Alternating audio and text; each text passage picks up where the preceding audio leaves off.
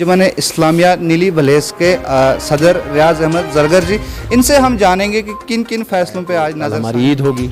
अगर आज नहीं होगा तो कल होगा। तो अल्लाह ना करे इस भलेसा के अंदर अगर वजूद में आ जाती है तो मुझे नहीं लगता है कि हमारा कोई पुरसान हान, हम तो रास्तों पे मर जाएंगे।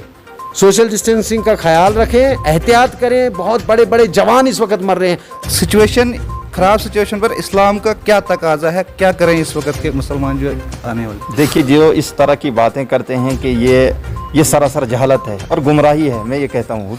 अस्सलाम वालेकुम नाजरीन, आप देख रहे हैं जेके अर्ली न्यूज़ और मैं हूं आपका मेज़बान इशरत अली। आपको बता दें कि मुस्लिम कम्युनिटी का जो बहुत बड़ा त्यौहार कल हो या परसों हो, बहुत नज़दीक है।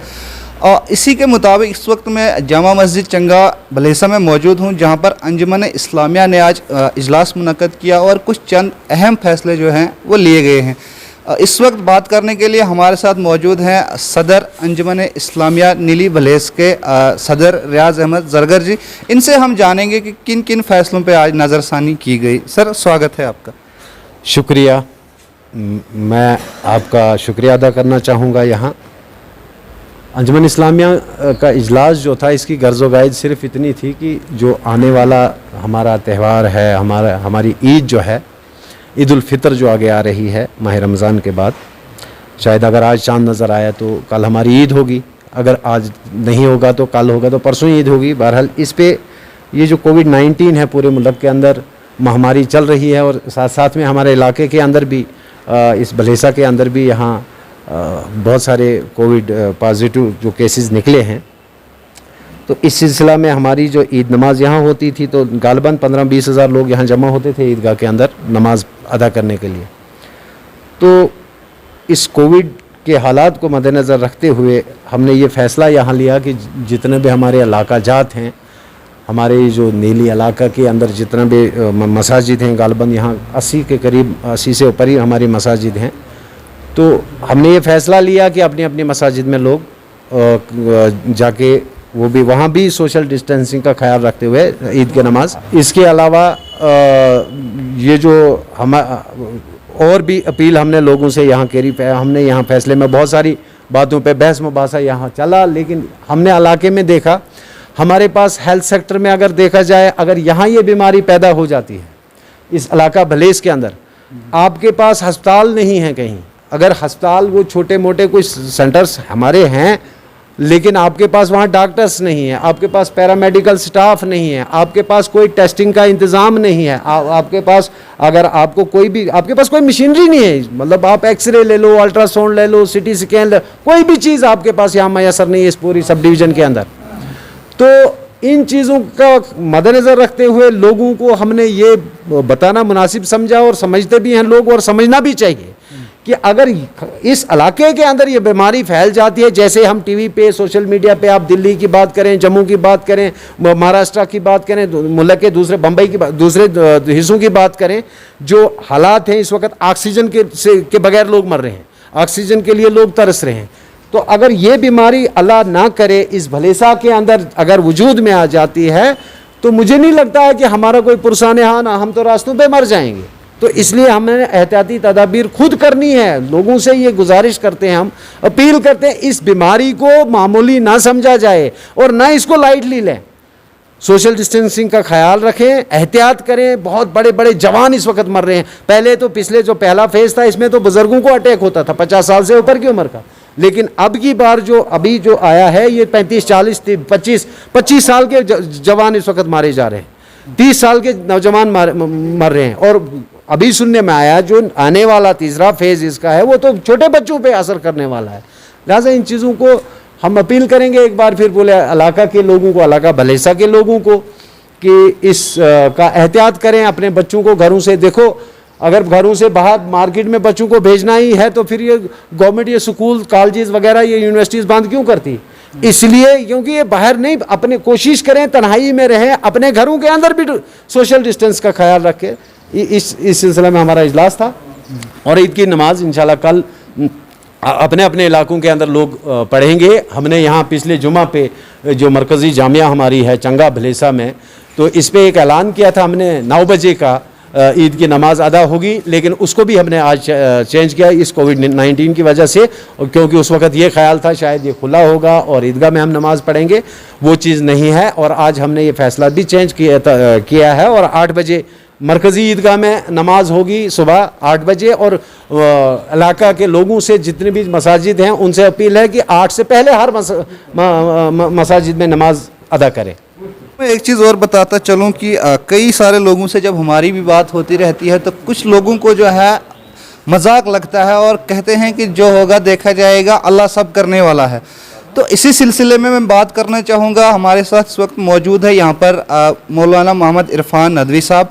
उनसे मैं आपको रूबरू करवाऊँगा और वो इस वक्त आपको जो है बताएंगे कि इस्लाम का तकाजा क्या है इस वक्त जो ये महामारी चली हुई है। सर, आपका स्वागत करता हूँ मैं जेकेएलए न्यूज़ में। जी, अस्सलाम वालेकुम रहमतुल्लाह।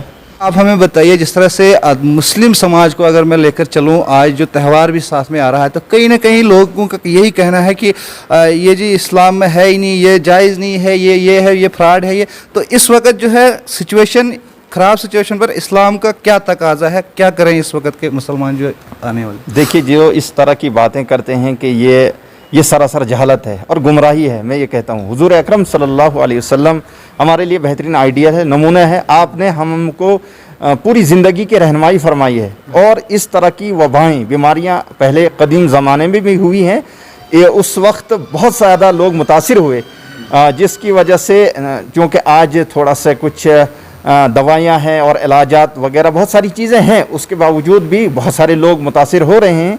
लेकिन पुराने ज़माने में बहुत लोग मुतासिर होते थे। हुजूर अकरम सल्लल्लाहु अलैहि वसल्लम ने यहाँ तक के लोगों को अगर तेज़ बारिश हुई तो उस वक्त आपने मना फरमाया कि आप मस्जिद में मत आओ क्योंकि ख़तरा है।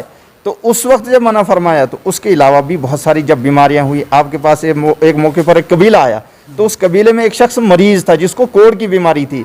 तो आप सल्लल्लाहु अलैहि वसल्लम ने उसको मतलब बैत नहीं किया, हाथ टच नहीं किया, बल्कि दूर से ही बैत कर ली।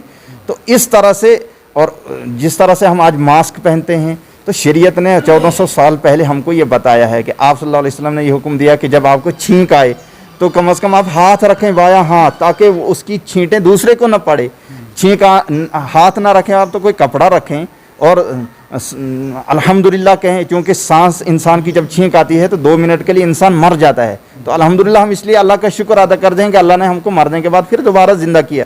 इस वक्त पूरी दुनिया में जो एक महामारी चल रही है कोरोना वायरस, इसका वाहिद इलाज यही है। डॉक्टर और सारे लोग ये कह रहे हैं कि इसका वाहिद यही इलाज है और ये शरीयत से ही निकला हुआ है। लिहाजा हम इसको यूं ही लाइटली ना लें और इसको हम ये ना समझें कि ये अल्लाह ताला ने जो लिखा होगा। अल्लाह ताला ने ही दुनिया में असबाब बनाए हैं, लिहाजा असबाब इख्तियार करने के बाद अगर इंसान की मौत आएगी तो वो शहीद हो जाएगा अगर वो ईमान वाला है। तो हम मुसलमानों के लिए इम्तिहान है, आजमाइश है। लिहाजा हम मास्क पहने, ऐसे ही सोशल डिस्टेंस रखें, फासला रखें, खूब सफाई रखें, क्योंकि शरीयत ने तो कब कहा तहुरु शतरुल ईमान, कि पाकी आधा ईमान है। तो लिहाजा हम सफाई खूब रखें, ना धो के रखें। शरीयत ने तो हमको 5 वक्त नमाज दी है कि हर नमाज के लिए आप वज़ू करें। तो ये तो डॉक्टर आज कह रहे हैं कि आप हाथ धोएं, सफाई करें। तो मुसलमानों को तो इसमें और आगे ज़्यादा बढ़ना चाहिए और एहतियात रखें, क्योंकि मैंने पहले आपको बताया कि इस वक्त हम हालत इज़्तिरारी में है और सेहत का और जान का बचाना ये फ़र्ज़ है। लिहाजा इस वक्त हम हालत इज़्तिरारी की वजह से हम नमाज में मास्क पहन सकते हैं, जबकि आम हालत अगर कोरोना वायरस ना होता तो नमाज मकरूह हो जाती है। आप मास्क पहनकर नमाज नहीं पढ़ सकते थे, लेकिन ये हालत इज़्तिरारी में है, इसलिए मसला जो है बदल जाता है। उलमा ने, बड़े बड़े उलमा, जयीद उलमा ने फतवा दिया है। सारे लोग उलमा कह रहे हैं कि आप फासले से नमाज पढ़ें। ऐसे ही हम आम ईद उल फितर पे हम एक दूसरे से गले लगते थे, तो ये एक बहुत बड़ा मर्ज़ है हम लोगों के अंदर। हम एक दूसरे से मिलते हैं तो कुछ लोग इसको हकीर समझते हैं कि अगर हम मुसाफा ना करें किसी साहब से तो समझते हैं देखिए इसने ये क्या हरकत की, जबकि शरीयत के इस वक्त तकाजा ये है, बल्कि हुक्म ये है कि हम मुसाफा ना करें, मुआनका ना करें, दूर से इशारा करें अस्सलाम वालेकुम, तो आपको सवाब मिल जाएगा। लिहाजा इस वक्त जो जम्मू से आ रहे हैं या उधर इधर से आ रहे हैं तो हम सीधा उनको गले लग रहे हैं तो मुआनके और मुसाफे से एहतियात करें और हम इस ईद उल फितर में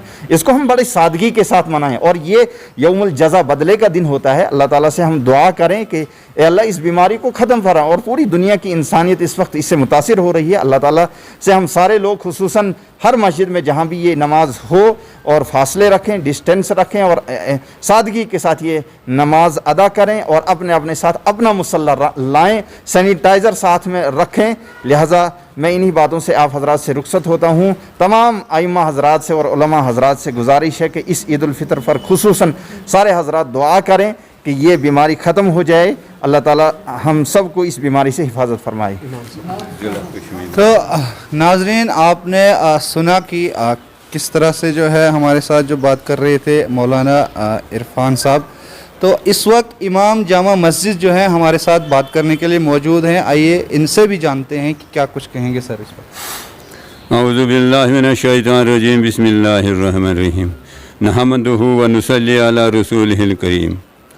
इस वक्त जो ये आम लोग, जो बेसमझ लोग जो कहते हैं कि जो कुछ करना है खुदा करेगा, इससे क्या है, लेकिन मैं आपको एक हुज़ूर सल्लल्लाहु अलैहि वसल्लम की फरमान सुनाना चाहता हूँ। वो ये है कि एक दफ़ा हुज़ूर सल्लल्लाहु अलैहि वसल्लम मस्जिद नबवी में अपने सहाबा के साथ बैठे हैं तो एक सहाबी घोड़सवार आया। तो घोड़सवार आकर हुज़ूर सल्लल्लाहु अलैहि वसल्लम ने तो उसको देखा और वो घोड़ा जो है वो दूर रखा और हुज़ूर सल्लल्लाहु अलैहि वसल्लम के पास आया। जब हुज़ूर सल्लल्लाहु अलैहि वसल्लम ने उसे पूछा कि घोड़ा कहाँ छोड़ा, तो उसने कहा अल्लाह के हवाले किया। लेकिन हुज़ूर सल्लल्लाहु अलैहि वसल्लम ने फरमाया कि पहले उसको बांध दो, फिर खुदा के हवाले कर दो, क्योंकि अगर इसको खुला छोड़ोगे तो ये नुकसान करेगा, किसी को लात मारेगा, किसी का नुकसान करेगा, फसल खाएगा। पहले इसको बांध दो, फिर अल्लाह के हवाले कर दो। तो यही बात है कि पहले हमें तदबीर करनी है, दवाई करनी है, उसके बाद अल्लाह के हवाले करना है। अल्लाह ताला सबको इस पर अमल करने की तौफीक अता फरमाए। तो नाजरीन, आपको बताते चलें कि कोरोना महामारी की जो सेकंड वेव है और यहाँ मुस्लिम कम्युनिटी का जो बहुत बड़ा है, और अपनी तरफ से तो पहले मैं उनको मुबारकबाद देता हूँ, दिल की उम्मीद गहराइयों से ईद की मुबारकबाद। और ये गुजारिश भी करता हूँ कि जिस तरह से सभी हजरात ने यहाँ पर कहा कि मास्क, सैनिटाइज़र और सोशल डिस्टेंस का, और सबसे बड़ा फ़ैसला ये लिया गया है कि जो ईद की नमाज है वो अपने मोहल्ला मस्जिद में ही अदा करें। आप देखते रहिए JK early news, Ishrat Ali, भले सा।